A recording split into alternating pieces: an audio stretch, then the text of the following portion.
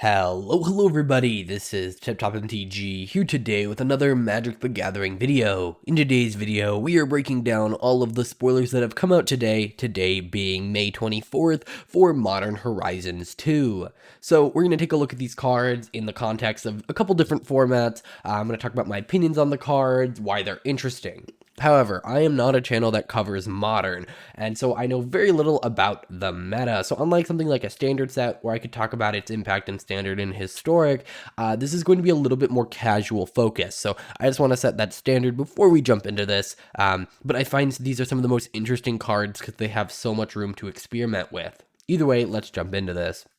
Starting off, we have Rise and Shine. It's a 2-cost blue sorcery, and it says, target non-creature artifact you control becomes a 0/0 artifact creature, and that's forever. And then you put 4 +1/+1 counters on each artifact that became a creature this way.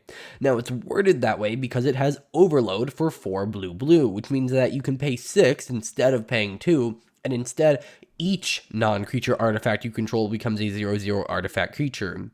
So this is an interesting spell, and we have a lot of effects for 2 mana that allow you to turn an artifact into an artifact creature, and even more at 3 mana.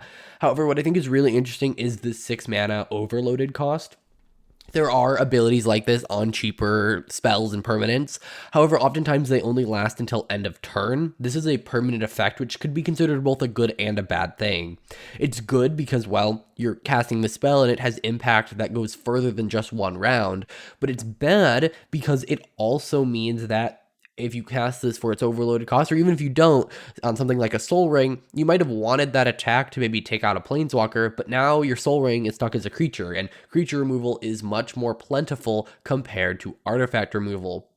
So you're definitely playing both sides of that coin there, which is always kind of an issue when it comes to like turning your artifacts or enchantments into creatures. But I generally think it's an interesting effect, and it's something we've seen before, but done in a very slightly different way. So I think that's kind of cool. Next, we have Taurox Canticle. It is a 4-cost black sorcery. Target opponent reveals their hand. You choose a card from it. That player discards that card, then discards a card at random. I really don't think this is that great of a spell. It's essentially target opponent discards 2 cards, but you get to pick one, which is a pretty big deal because then you also get all the information about what cards are in their hand. However, I don't know how good this necessarily is. It's 4 mana, sorcery speed. It just doesn't feel that great, and I think there are better options out there. Next, we have Lucid Dreams. This is a 5-cost blue sorcery, and it says draw X cards, where X is the number of card types among cards in your graveyard.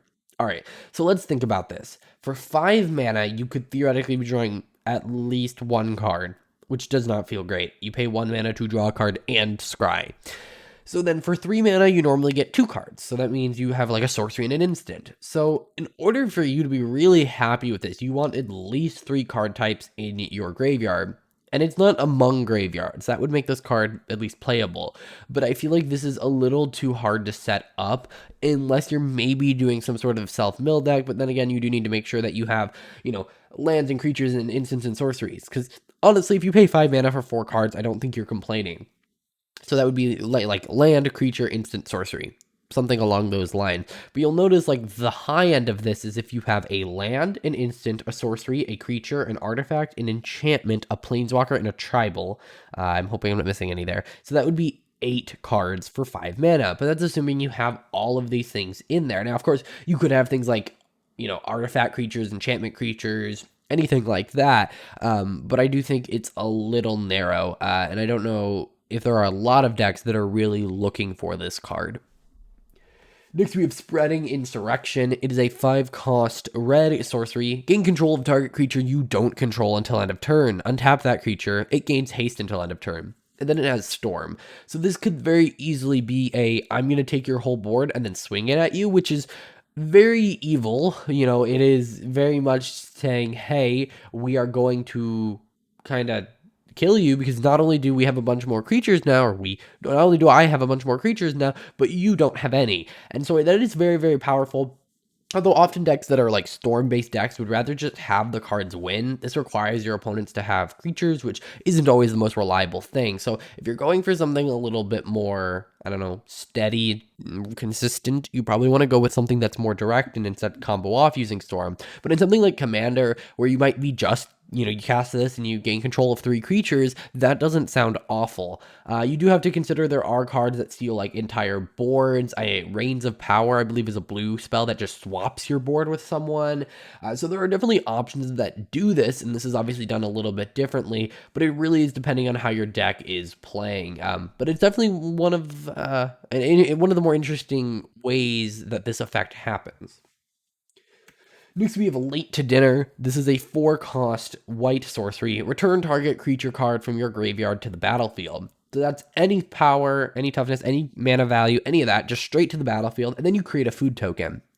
I don't remember the name of the card. I think it's like Resurrection, Recursion, not Recursion. It's a 4-cost white sorcery, and it just returns target creature card from your graveyard to the battlefield, and it's double white.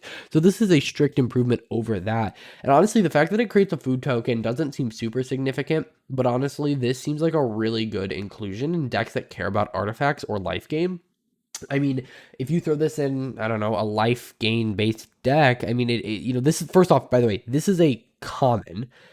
It is very much I don't know, it's not going to say high power, because white has definitely had this effect before, like I talked about with that card, Resurrection, but I don't know necessarily. I'm very torn on whether this is good enough. It is 4 mana, and it is sorcery speed, but I do think it is one of the best white effects we have seen that does this, as it's not mana value, restricted, and this is generally considered a black effect. So I'm a little torn on it. I would be interesting to see what, if they were like trying to make this a rare card, how they would buff it. But yeah, for a common, it seems really, really good. Next, we have Break Ties. It's a 3-cost white instant, and it lets you choose one. Destroy target artifact, destroy target enchantment, or exile target card from a graveyard. Okay, and then we'll get to the bottom part of this card. That seems really, really good to me. I mean, 1 mana, destroy target artifact or enchantment, or exile a card from a graveyard. The odds that you're not going to run into one of those is highly unlikely. Did I say 1 mana? 3 mana. However, is it worth it being 3 mana? If this was 1 mana, it would be utterly crazy. I don't know. It seems pretty good, but then again, this kind of effect is generally going to be in your sideboard, and if it's in your sideboard, you can be a little bit more specific with it. However, it has a cool effect of reinforce 1. You can pay a white, discard it, and put a counter on something. Now, paying 1 mana to put counter on something really isn't that great of a rate. However, it's one of those things where you're probably going to run into either an artifact or enchantment or card that cares about the graveyard in a game. But if you don't, it is this kind of backup mode. So I do think it's interesting. I just don't know if it's like modern level powerful. Next, we have Wonder, which this is not a new card. It is new to modern, however. It is a 4-cost creature incarnation 2/2, and as long as Wonder is in your graveyard and you control an island, creatures you control have flying. So it's kind of this effect that only happens in the graveyard, and it's really interesting. It already sees playing Commander. I don't know how well it's gonna mesh into Modern necessarily, but it's cool to have it see a reprint, and it also has some brand new art, which looks pretty cool.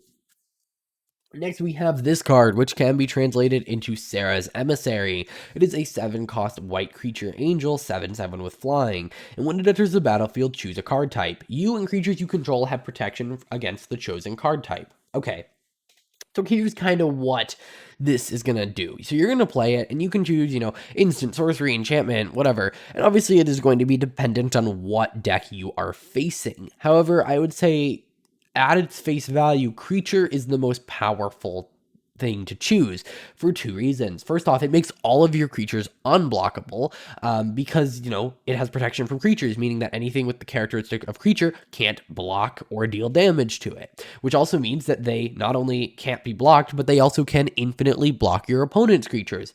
But not only that, but you have protection from creatures, meaning you can't be dealt damage by creatures. So it is very powerful that it gives you protection from that. And of course, I'm not going to say you're going to choose creature every time, because if you're going against a Spellslinger deck, their main win con is like Grape Shot, you choose either instant or sorcery depending on what their win con is. And so I think it's really, really cool, but it is 7 mana. And, one of the issues with choosing creature is that you're not really protecting Sarah's Emissary from as much removal, versus if you chose like instant or sorcery, you'd be, protecting it from about 50% of the removal. But yeah, I definitely think this is interesting. It just seems a little expensive for, what it does. Of course, this is a great reanimator target, and they've already revealed that as a theme for Black White in the set. But is it really worth all that hassle? I'm not sure when you could reanimate literally anything in the game. All right, next we have Fractured Sanity. It's a blue, blue, blue sorcery. Each opponent mills 14 cards. That's a lot for 3 mana. And then you can cycle it for 1 in a blue, which means you discard it to draw a card. And then when you do, each opponent mills 4 cards. And you might be thinking to yourself, why would I pay 2 mana to mill each opponent 4 cards when you could pay 3 mana to mill each opponent 14? Well, the big difference is when you mill someone 4 by cycling it, you are replacing the card in your hand. If you cast it for 3, you're milling them for 14, and it's, by the way, each. But when you cycle it, it's kind of cantripping itself. So it's either, 2 mana, mill 4 cards, and draw a card, or it's 3 mana, mill 14 cards, which I actually think is quite versatile. It's like, oh, if, you have a bunch of ways to mill but nothing else, you can kind of cycle it, or if you need to mill a bunch, you can also just hard cast it. So I think it's really, really interesting, and I really like it. I also really like the art. Of course, you are seeing this sketch style, which I do think is really, really interesting. Next, we have Fang, Squirrel General. It is a 3-cost green legendary creature, Squirrel Warrior, 3/3 with Forest Walk. So that means it can't be blocked as long as defending player controls a forest. And then it says, if 1 or more tokens would be created under your control, those tokens plus that many 1/1 green squirrel creature tokens are created instead. So if you don't understand what that means if you would create, 2 1/1 soldiers, you're going to create 2 1/1 soldiers and 2 1/1 green squirrels. If you create, 10 0/1 plant tokens with Avenger of Zendikar, you are going to create 10 0/1 plants and 10 1/1 squirrels. So it's not doubling the amount of tokens you get of the type you're creating, but it's doubling your tokens and replacing half of them with squirrels. And then what you can do is you can pay a black and sacrifice X squirrels to give target creature plus X minus X, which is so powerful because it can be used to not only boost up one of your creatures at instant speed, but it also means each one of your squirrels can kind of suicide bomb almost on an opponent's stuff. Like, you can sacrifice 3 squirrels to kill something with 3 toughness. And what that really means is that you can take a bunch of squirrels and kill Emrakul, which is kind of a joke, or an Ulamog, or, anything really. And it gets around protection. So because it's plus X minus X, it can either be boost or removal. And I think that's really, really awesome. It's really solidifying squirrels as a thing in Black Border, which I know a lot of people are going to be excited for, and it seems pretty good. All right, next, let's talk about Squirrel Mob. So this is actually a reprint, and it's new to Modern, though. It is a 3-cost green creature squirrel. Squirrel Mob gets +1/+1 for each other squirrel on the battlefield. Pretty interesting, pretty good in a squirrel deck. You're going to notice there are a decent amount of squirrel cards. Then we have Squirrel Sovereign. It's a 2-cost green 2/2 creature squirrel noble. Other squirrels you control get +1/+1. So the typical squirrel stuff, it gets, we have a squirrel that gets bigger. If you have lots of squirrels, we have a squirrel that boosts all other squirrels. We have this squirrel, which is either a green or a black. And whenever you sacrifice an artifact or creature, put a +1/+1 counter on it. So if you're running this as a sacrifice deck, that's pretty good. And then you can pay 3 mana and sack an artifact or creature, which is pretty cool that it can hit artifacts because you can target things like treasures, and you gain 1 life, and more importantly, draw a card, which then, by the way, puts a counter on Ravenous Squirrel. So I actually think this is a really awesome, not even specifically in squirrel decks, but just as a card, it seems really, really good. And I think that's pretty cool, actually. Like, it works pretty well. It has the value in there, and it kind of can be built around both in limited and constructed. All right. Next, let's talk about Squirrel Sanctuary. It's a green enchantment, and when it enters the battlefield, you create a 1/1 green squirrel creature token. And then, whenever a non-token creature you control dies, you may pay 1 mana. If you do, return Squirrel Sanctuary to its owner's hand. So the idea here is that essentially you get a 1/1 for 1, and then whenever a non-token creature you control dies, you can essentially pay 2 mana to create a 1/1. Of course, you do that at sorcery speed, so it's bouncing it back to your hand so that you can replay it. Now, if you're in some sort of weird enchantment, tribal, but also sacrificing creatures deck, this is really awesome. But even such, I think that this has some interesting applications. You keep replaying an enchantment, you keep bouncing it back to your hand. So I think there's definitely some really, not fringe, but unique decks that will really like this card and be able to use it really, really well. And I also think it can just be very profitable in terms of just, it's consistent, it kind of makes the value engine here for you. But I do think it's a little expensive. 2 mana for a 1/1. But of course, you don't have to pay that mana all at once. So I don't know. I'm very, very torn on it. I don't know. I don't know. It seems pretty interesting to me. It's very unique in what it does. It's not just, hey, when something dies, pay 2 mana. If you do get a 1/1, you have to keep playing it, which means it opens up some opportunities for new things. All right, next we have Prismatic Ending. It's X and a white for a sorcery with Converge, which is an ability word. And it says exile target non-land permanent if its mana value is less than or equal to the number of colors of mana spent to cast the spell, meaning that you can pay 1 white and exile target non-land permanent with mana value 1 or less. You can pay a white and a blue and do 2 or less, but paying 2 white is the same as paying 1 white. So it's interesting that the X is only there to allow you to pay more colors of mana. I really like this effect, and there's lots of really interesting things that you see kind of in like custom cards, and I've talked about this a little bit.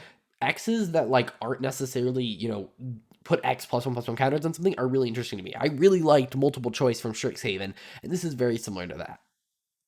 All right, so that's it for the main spoilers. Now, in the last video, I talked about Modern Horizon retro frames and claimed that they'd be interesting for the limited archetypes. They are actually not going to be there. They are only in collector boosters, and if you want to know what exactly is going to be in collector boosters, I did a whole video on that. So I'm not going to be covering them individually or translating the cards or any of that because, first off, they're all reprints. Second off, they're only in collector boosters, but I will be showing them off at the end of every video. Here were 4 that were revealed today. Obviously, the highlight being Sword of Truth and Justice, and Hall of Heliod Generosity is pretty cool as well, but note these are only in collector boosters. Either way, guys, if you found this video useful, enjoyable, or really anything, hit that like button, leave a comment down below with your opinions on all of these cards, and subscribe. I will see you guys in the next one. Bye.